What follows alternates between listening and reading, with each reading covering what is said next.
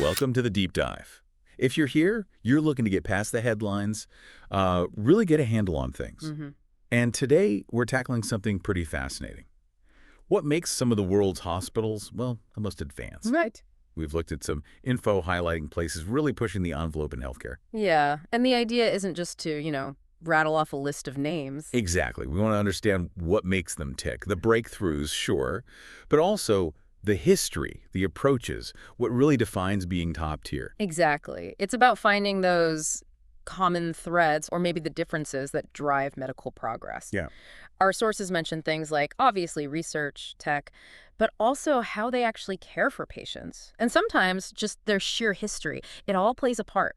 Okay, so let's dive in. First up, Baltimore, Maryland, Johns Hopkins Hospital. Okay. We're talking established back in 1889.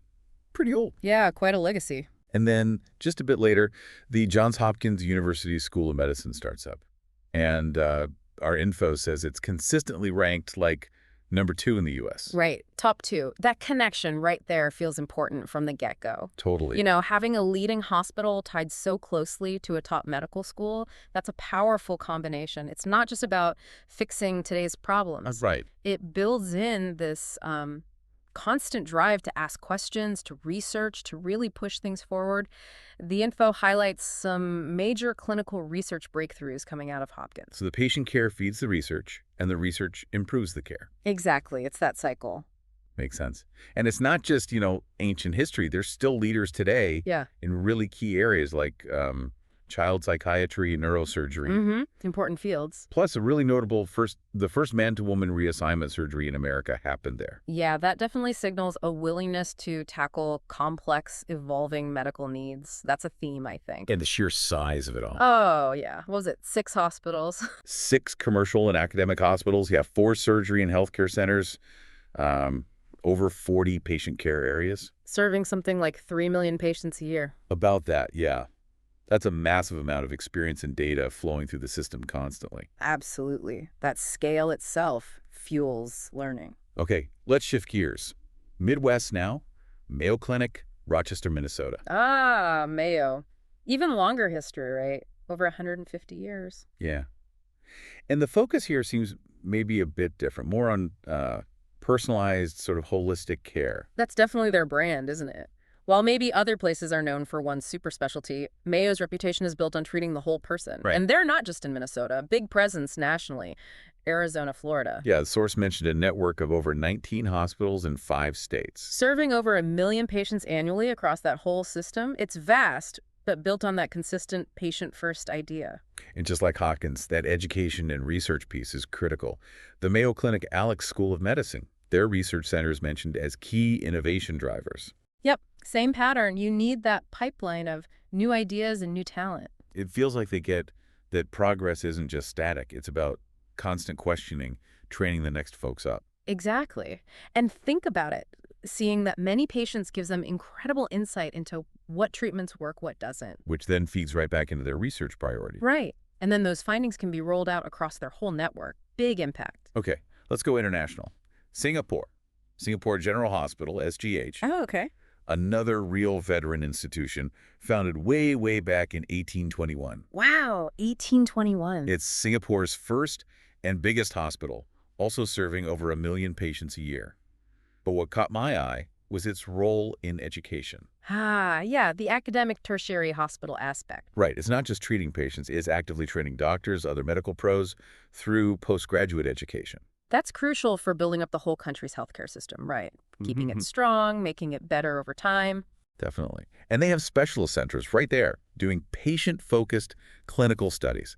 And here's something interesting. What's that? The sources mention its reputation for affordable healthcare. Huh. That is interesting. We talk advanced, often meaning expensive tech, but accessibility. That's advanced in a different way. Exactly. Getting those breakthroughs to more people, that seems pretty advanced to me. Good point. Balancing the cutting edge with affordability, that's a tricky act, but a really important one. Okay, back to North America. Cleveland Clinic. Right. Global footprint with these guys. US, UAE, Canada. Yeah, they're spread out. And the patient volume, wow. In 2017, over 7.6 million visits. 7.6 million. That number alone tells you something about the trust people place in them. For sure. And they have this standout program, right? The Heart Institute. Oh, yeah. The Miller Family Heart, Vascular, and Thoracic Institute. Consistently ranked #1 in the U.S. for cardiac care. For how long? The source said 25 years straight since 1995. 25 years. Yeah. That's incredible consistency in such a tough field. Right. It makes you wonder, like, what is it? Is it protocols, specific research, the teams? It's clearly not just luck. No kidding. Yeah. And they're pioneers, too. First total face transplant in the world. Yeah. That's pushing boundaries in a really visible, almost sci-fi way. Totally. And something else mentioned was their early work with the Patient-Centered Outcome Research Institute. What does that mean exactly? Well, it shows they were thinking early on about measuring if their fancy clinical services actually worked well for patients based on outcomes patients care about. Okay, so not just doing cool stuff, but making sure it helps in a way that matters to the patient. Exactly. Pretty forward thinking. Okay, staying stateside, but heading east, Boston, Massachusetts General Hospital, MGH. Another historic one. Third oldest in the U.S. And the Harvard connection here seems super tight. Yeah, it's more than just being nearby. The info says most MGH docs are actually Harvard Medical School faculty. Yeah. So you've got this constant back and forth between the classroom, the lab, and the patient's bedside. Very dynamic. And the research budget, get this? Over $900 million a year. 900 million, that's huge.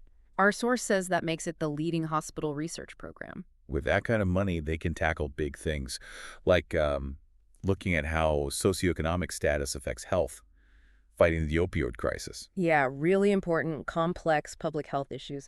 That funding lets them take the long view, dig deep into root causes.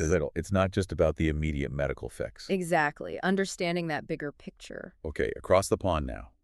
Europe, Berlin, Germany. Charité, yeah. Big name in Germany. Leading research hospital tied to Free University and Humboldt University. Seeing a pattern here with the university links. Absolutely seems to be a key ingredient, doesn't it? That constant infusion of academic rigor. It's a massive place to over 14,000 employees. Huge. But here's a stat that just jumped out at me. Go on. Apparently, half of Germany's Nobel laureates in medicine or physiology have worked at Charité. Wait, half? Half. Can you imagine the brainpower concentrated in one place? That's kind of mind-blowing. Must create an incredible atmosphere for innovation. You'd think so. Just ideas bouncing off each other constantly.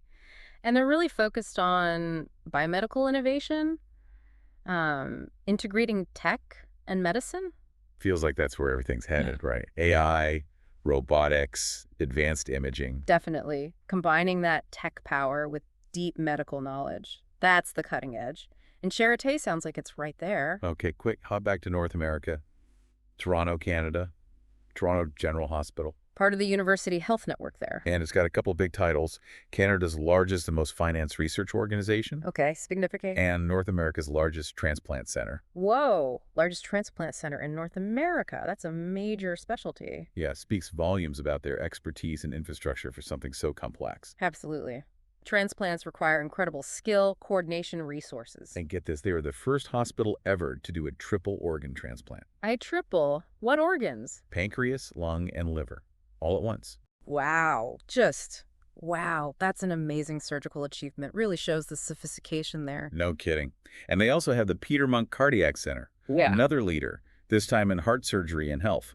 Right. It seems like a lot of these top places have these specialized centers of excellence. Yeah, like focusing resources and talent creates this critical mass, lets them really push the boat out in one area. Makes sense. Become the absolute best at something specific. Okay, next up, Switzerland. Lausanne University Hospital, CHUV. CHUV, right. Important teaching hospital for French-speaking Swiss nationals. Again, that education mission. Yep, central theme. But something really interesting here, the WHO, the World Health Organization, picked them back in 2014. Oh, for what? To run crucial vaccine trials for the Ebola virus. Ebola. Okay, getting tapped by the WHO for something that critical. That says a lot about their research standards and reliability on a global scale. Yeah, it suggests really high levels of scientific rigor, good infrastructure, trustworthiness. Yeah. Puts them on the world stage. Yeah. And I thought this was neat. They published their own free magazine, In Vivo. Oh, yeah? In English and French. all about sharing their latest medical practices. That's great. Shows a commitment to spreading knowledge, not just keeping it in-house. Good on them. Yeah, helping the whole medical community. Exactly. Benefit patients everywhere. All right, heading east again. University of Tokyo Hospital in Japan. Okay, Tokyo. Big hub for advanced medicine and research in Japan, our info says. And equipped with, quote, state-of-the-art medical equipment.